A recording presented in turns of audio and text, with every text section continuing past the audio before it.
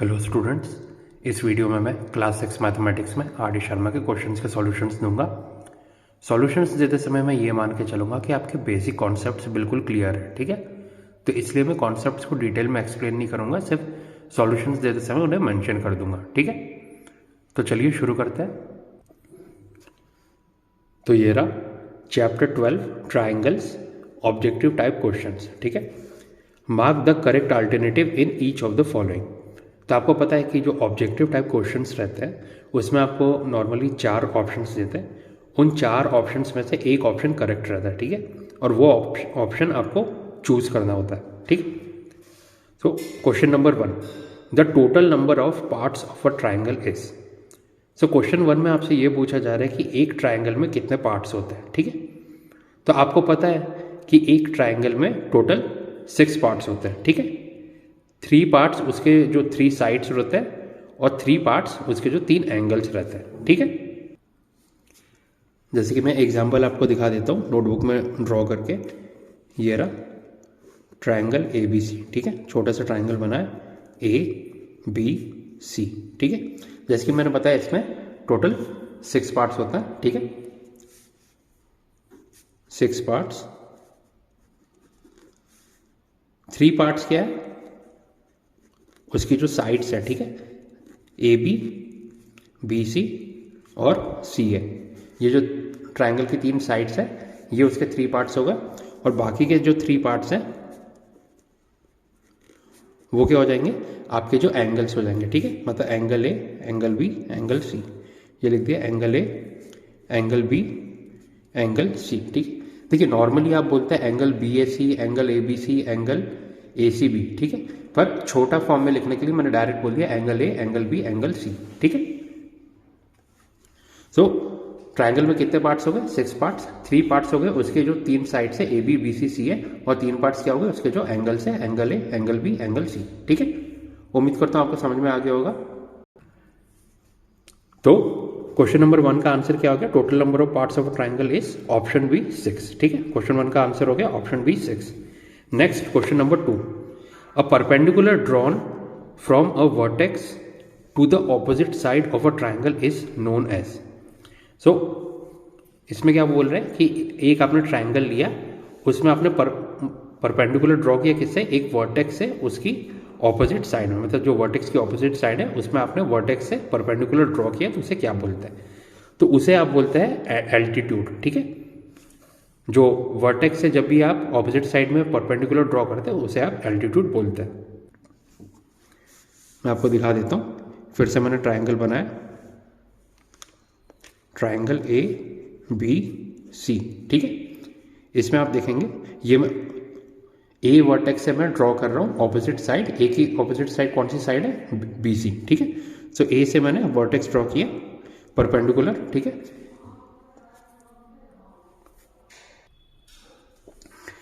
ठीक है, तो वर्टेक्स ए से मैंने उसकी जो ऑपोजिट साइड बी सी है उसमें क्या ड्रॉ किया, क्वेश्चन के हिसाब से परपेंडिकुलर, और जहां पे जो परपेंडिकुलर बी सी को मीट कर रहा है उसे मैंने नाम दे दिया डी, उस पॉइंट को, ठीक है, पॉइंट डी।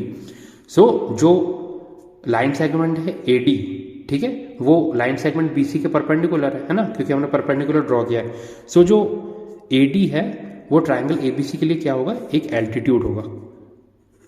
ए डी क्या हो गया, एल्टीट्यूड, ठीक है। इसे आप एल्टीट्यूड बोल सकते हैं, नहीं तो आप इसे क्या बोल सकते हैं, हाइट भी बोल सकते हैं। साइड में मैं लिख देता हूं हाइट ऑफ अ ट्राइंगल, ठीक है। सो जब भी मैं ए से ड्रॉ करूं परपेंडिकुलर बी सी में, तो उसे आप क्या बोलेंगे, एल्टीट्यूड या हाइट, ठीक है। तो जैसे ए से मैं बी सी में ड्रॉ करूं वैसे आप बी से भी ड्रॉ कर सकते हैं। बी का ऑपोजिट क्या है, साइड ए सी, उस पर भी मैंने परपेंडिकुलर ड्रॉ कर दिया। इसे आप बोल सकते हैं ई, जो पॉइंट है जहाँ पे ए सी पे मिल रहा है बी से, ठीक है। सो जो बीई है वो भी क्या हो जाएगा, एल्टीट्यूड, या आप उसे बोल सकते हैं हाइट ऑफ ट्राइंगल, ठीक है। ऐसे ही सी से भी ड्रॉ कर लिया, सॉरी ये पॉइंट को बोल दिया एफ, ठीक है। सो जो सी एफ है वो भी क्या हो गया, एल्टीट्यूड होगा या हाइट, ठीक है। तो जब भी आप किसी वर्टेक्स से आप ऑपोजिट साइड में एक परपेंडिकुलर ड्रॉ करते हैं तो उस परपेंडिकुलर को क्या बोला जाता है, एल्टीट्यूड बोला जाता है या हाइट। ठीक है, सो क्वेश्चन नंबर 2 का क्या आंसर हो गया, ऑप्शन ए एन एल्टीट्यूड। ठीक है, उम्मीद करता हूं आपके समझ में आ गया होगा।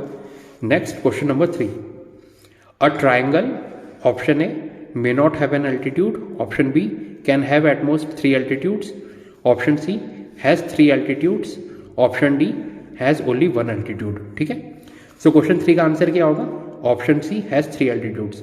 अभी मैंने आपको क्वेश्चन 2 में डायग्राम्स बना के दिखाया। ठीक है, एल्टीट्यूड क्या होता है, जब भी आप वर्टेक्स से एक ऑपोजिट साइड में परपेंडिकुलर ड्रॉ करते हैं उसे एल्टीट्यूड बोलते हैं।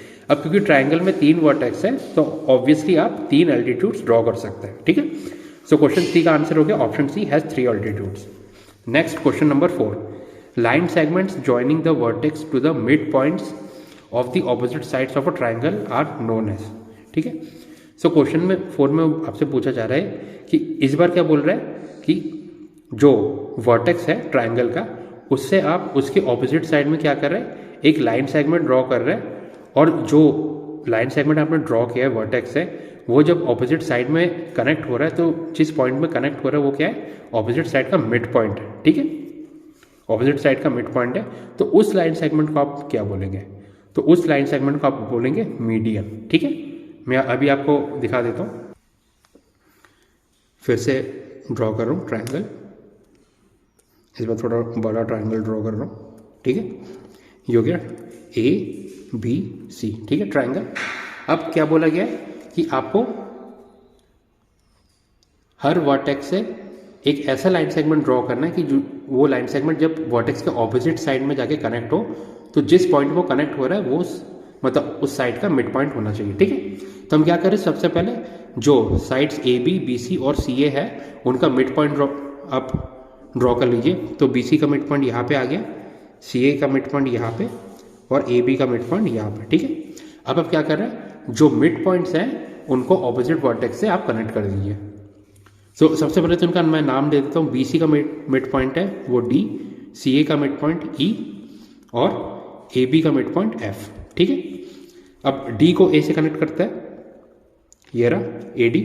ये क्या कर रहा है, जो D पॉइंट है वो साइड BC को इक्वल पार्ट्स में डिवाइड कर रहा है। सिमिलरली जो पॉइंट E है वो साइड AC को इक्वल पार्ट में डिवाइड कर रहा है। ऐसी जो पॉइंट F है वो साइड AB को इक्वल पार्ट्स में डिवाइड कर रहा है। तो अब E को कनेक्ट कर देता है ऑपोजिट वर्टेक्स यानी B से, और ऐसे ही F को कनेक्ट कर देता है C से। ठीक है, सॉरी मैं बिना स्केल के ड्रॉ कर रहा हूँ तो लाइन सेगमेंट सीधा नहीं खींच रहा। ठीक है, तो देखिए हमने तीनों जो लाइन सेगमेंट है उनको कनेक्ट कर दिया। ठीक है, A को D से, जहाँ पे D क्या है BC का मिड पॉइंट है, B को E से, E क्या है AC का मिड पॉइंट, और F को C से, F क्या है साइड AB का मिड पॉइंट।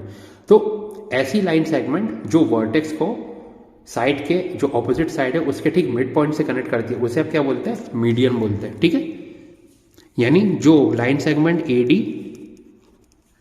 BE और CF इनको आप क्या बोलेंगे, मीडियन।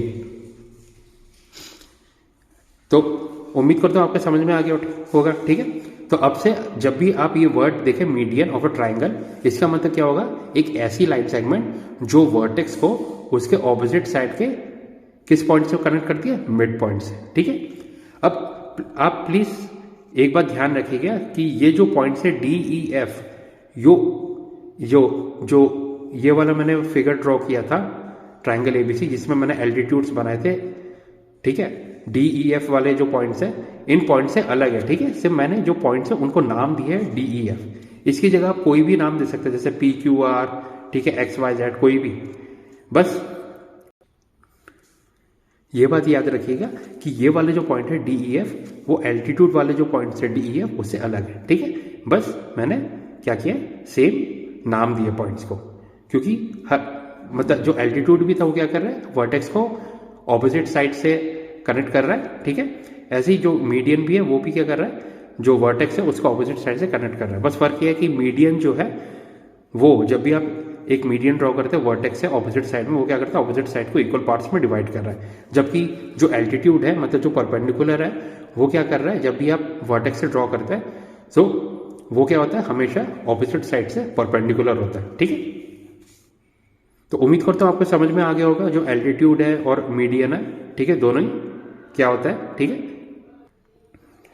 सो क्वेश्चन नंबर 4 का आंसर क्या हो गया, ऑप्शन नंबर ए, मीडियंस। ठीक है, next question number 5, a triangle whose no two sides are equal is called. So आपसे क्वेश्चन 5 में पूछा जा रहा है कि ऐसा ट्राइंगल जिसकी सभी साइड्स की लेंथ डिफरेंट होती है उन्हें क्या बोलते हैं, उस ट्राइंगल को आप स्केलन ट्राइंगल बोलते हैं। सो क्वेश्चन 5 का आंसर हो गया ऑप्शन बी, स्केलन ट्राइंगल। ठीक है, ये तो डायरेक्ट डेफिनेशन वाला क्वेश्चन है। Next question 6, a triangle whose two sides are equal is known as. So question 6 में आपसे पूछा जा रहा है कि एक ऐसा ट्राइंगल जिसकी दो साइड्स इक्वल है उसे आप क्या बोलेंगे, तो उस ट्राइंगल को आइसोसेलेस ट्राइंगल बोला जाता है।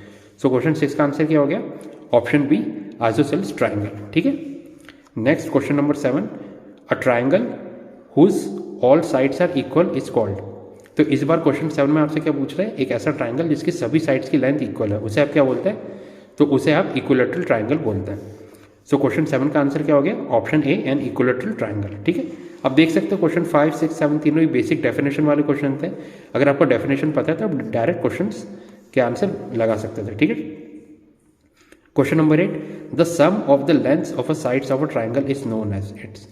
तो आपको पता है कि एक ट्राइंगल की जो साइड्स रहती है उन तीनों ही साइड्स की अगर आप लेंथ का सम करते तो क्या रहता है, उस ट्राइंगल का पेरीमीटर रहता है। ठीक है, सो क्वेश्चन नंबर 8 का आंसर क्या हो गया, ऑप्शन नंबर सी, पेरीमीटर। ठीक है, ये भी बेसिक डेफिनेशन है पेरीमीटर की, है ना। Next question number 9, a triangle having all sides of different length is known as. तो क्वेश्चन 9 में आपसे पूछा गया है कि एक ट्राइंगल जिसकी सभी साइड्स का लेंथ डिफरेंट हो। तो आप देख सकते हैं क्वेश्चन 9 और क्वेश्चन 5 सेम क्वेश्चन है। क्वेश्चन 5 में भी यही क्वेश्चन पूछा गया था, एक ट्राइंगल जिसकी सभी साइड्स का लेंथ डिफरेंट है। ठीक है, ऐसी क्वेश्चन 9 में भी सेम क्वेश्चन है। तो क्या आंसर आया था, एक ऐसा ट्राइंगल जिसकी सभी साइड्स की लेंथ डिफरेंट है वो स्केलन ट्राइंगल रहता है।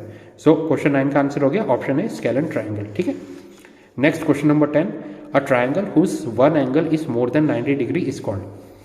सो क्वेश्चन 10 में आपसे पूछा गया है एक ऐसा ट्राइंगल जिसमें एक एंगल की जो मेजर रहता है वो क्या रहता है, 90 डिग्री से ज़्यादा होता है, तो उस ट्राइंगल को आप क्या बोलते हैं आपको। ठीक है, ये आपसे पूछा गया, तो आपको पता है कि एक ऐसा एंगल जिसकी वैल्यू 90 डिग्री से बड़ी हो, 180 डिग्री से छोटी हो, उसे आप क्या बोलते हैं, उसे ऑब्ट्यूस एंगल बोलता है। तो एक ऐसा ट्राइंगल जिसमें एक ऑब्ट्यूस एंगल रहता है उसे क्या बोलते हैं, ऑब्ट्यूस ट्राइंगल बोलते हैं। सो क्वेश्चन 10 का आंसर क्या हो गया, option D, an obtuse triangle. ठीक है, ये भी बिल्कुल बेसिक डेफिनेशन वाला क्वेश्चन था, है ना। तो स्टूडेंट्स यहाँ पे आपका चैप्टर 12 ट्राइंगल्स का ऑब्जेक्टिव टाइप वाले क्वेश्चंस के मैंने सभी आंसर आपको बता दिए। ठीक है, अगर आपको वीडियो पसंद आए तो प्लीज़ लाइक कीजिए, चैनल को सब्सक्राइब कीजिए, और अगर आपको कोई भी डाउट आता है तो आप कमेंट सेक्शन में मुझसे पूछ सकते हैं। ठीक है, तो स्टूडेंट्स इस वीडियो में बस इतना ही, इसके आगे नेक्स्ट वीडियो में मिलता है। Thank you and have a nice day.